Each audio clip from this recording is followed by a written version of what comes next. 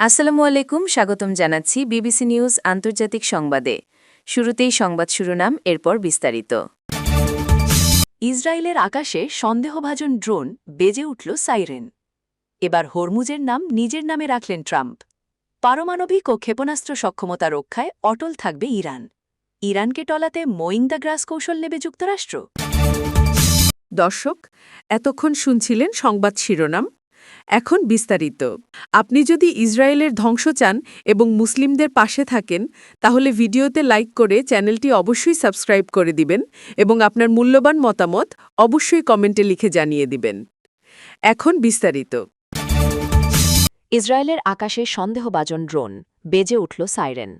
ইসরায়েলের উত্তরাঞ্চলের জারিয়াত এলাকায় একটি সন্দেহভাজন শনাক্ত হয়েছে বলে দাবি জানিয়েছে দেশটির সামরিক বাহিনী। এরপরই ওই অঞ্চলে সতর্কতামূলক সাইরেন বাজানো হয়েছে।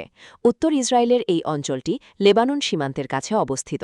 তবে কারা এই ক্ষেপণাস্ত্র ছুড়েছে তা জানায়নি ইসরায়েলি বাহিনী আইডিএফ। এর আগে বৃহস্পতিবার ৩০ এপ্রিল দক্ষিণ লেবানন থেকে ছোড়া একটি রকেট প্রতিহত করার কথা জানায় দেশটির সেনাবাহিনী। তারা বলেছে ক্ষেপণাস্ত্রটি এমন একটি এলাকায় ছোড়া হয়েছিল যেখানে সৈন্যরা অভিযান চালাচ্ছিল। এ বিষয়ে আর কোনো ব্যাখ্যা দেয়নি ইসরায়েলি সেনাবাহিনী। তবে আইডিএফের বরাতে টাইমস অফ ইসরায়েল জানিয়েছে জারিয়াতে শনাক্ত হওয়া ড্রোনটি ভূপাতিত হয়েছে কিনা তা যাচাই করা হচ্ছে। ওই ঘটনার সময় সীমান্তবর্তী এলাকা মিসগাভ এএম ও কেফার জিলাদিতে সতর্কতামূলক সাইরেন বেজে ওঠে। এবার হরমুজের নাম নিজের নামে রাখলেন ট্রাম্প। ইরানের সঙ্গে যুদ্ধ এখন হরমুজ প্রণালীতে গিয়ে ঠেকেছে। তেহরান চায় প্রণালীটির নিয়ন্ত্রণ নিয়ে টোল আদায় করতে। যুক্তরাষ্ট্রের চাওয়া এই প্রণালী বিনা শর্তে খোলার। ঠিক এমন অবস্থায় ডোনাল্ড ট্রাম্প প্রণালীটির নাম বদলে দিয়েছেন। বৃহস্পতিবার ৩০ এপ্রিল একটি মানচিত্রের ছবি শেয়ার করেছেন, যেখানে গুরুত্বপূর্ণ হরমুজ প্রণালীর নাম স্ট্রেইট অফ ট্রাম্প লিখেছেন। এই ছবিটি তিনি আগেও প্রকাশ করেছিলেন। ইরানকে ঘিরে উত্তেজনা বাড়তে থাকা এবং মার্কিন নৌ অবরোধ কয়েক মাস ধরে চলতে পারে, এমন সতর্কতার মধ্যেই এই ঘটনা ঘটেছে। ট্রাম্প তার সামাজিক যোগাযোগ মাধ্যম প্ল্যাটফর্ম ট্রুথ সোশ্যালে কোনো ক্যাপশন ছাড়াই ছবিটি পোস্ট করেন। ছবিটি মূলত আই স্ট্যান্ড উইথ ট্রাম্প 47 নামের একটি অ্যাকাউন্ট থেকে শেয়ার করা হয়েছিল, যেখানে জলপথটির আসল নাম পরিবর্তন করে স্ট্রেইট অফ ট্রাম্প দেখানো হয়। এর আগে এক বক্তৃতায়ও ট্রাম্প স্ট্রেট শব্দটি ব্যবহার করেছিলেন মার্কিন প্রেসিডেন্ট। সেখানে উপস্থিত লোকজন তার কথা শুনে হেসে উঠলে মার্কিন প্রেসিডেন্ট বলেছিলেন, গণমাধ্যম হয়তো প্রথমে এটিকে একটি ভুল বলে মনে করতে পারে, কিন্তু সবাই জানে আমি খুব কমই ভুল করি। পারমাণবিক ও ক্ষেপণাস্ত্র সক্ষমতা রক্ষায় অটল থাকবে ইরান। ইরানের সর্বোচ্চ নেতা মুজতাবা খামেনি বলেছেন, পারমাণবিক ও ক্ষেপণাস্ত্র সক্ষমতাকে জাতীয় সম্পদ হিসেবে রক্ষা করবে ইরান।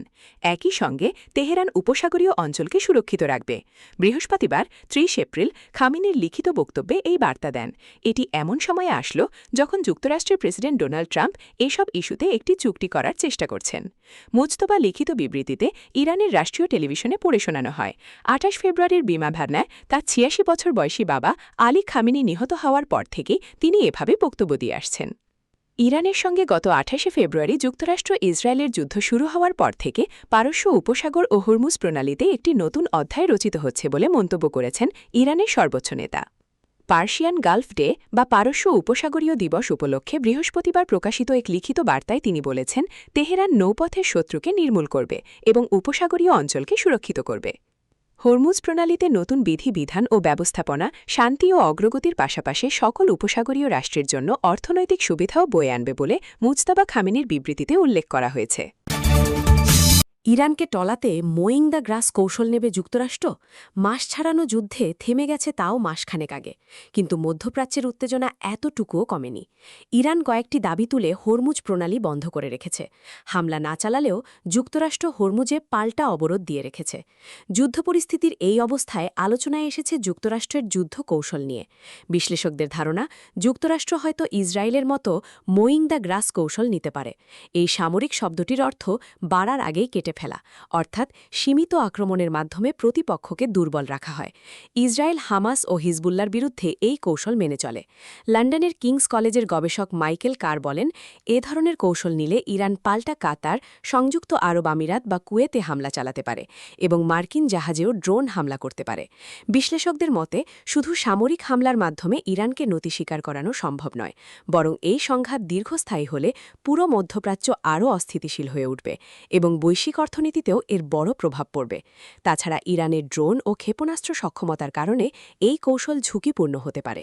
গত মঙ্গলবার হোয়াইট হাউসের মুখপাত্র আনা কেলি জানান, যুক্তরাষ্ট্র ইরানের সঙ্গে আলোচনা চালিয়ে যাচ্ছে, তবে খারাপ কোনো চুক্তিতে তাড়াহুড়া করবে না।